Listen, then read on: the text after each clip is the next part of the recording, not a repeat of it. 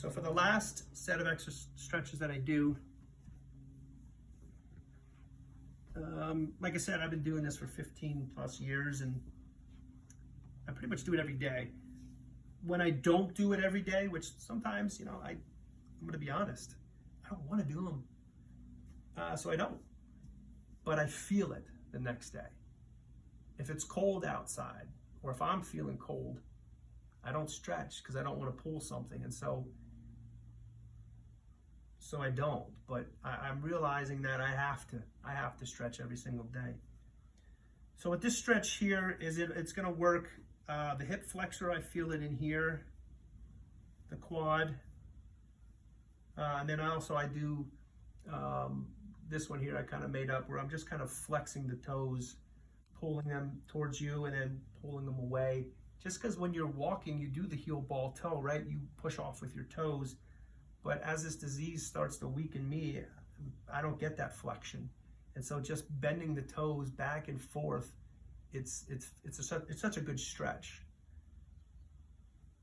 So from here, it's kind of similar to the other set of stretches where I'll just kind of lean back and just, again, breathing is into everything. You have to breathe with everything you do. And from here, let me think, how do I do this? Okay. So I'll start with just basically bouncing the knee off the ground very lightly. And this just kind of loosens up the whole hip flexor area. So I'll do that for a while. And then I want to keep the knee, I want to kind of push the knee into the ground and just make circles. And just try to, it's moving the muscles around the hip flexors. If you see, it's just like, because those muscles in there become so tight and probably atrophy that it doesn't really move a whole lot. So by just moving the knee again, the knee's going to have a tendency to want to come up off the ground. But if you can push it into the carpet a little bit and just kind of just make circles forward and then you go backwards.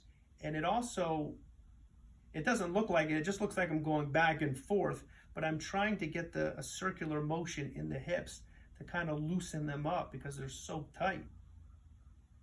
After those two stretches there, I want to make sure that my foot is right up against my knee. I'm going to do that back stretch again where I just want to pull on this arm and just look behind me.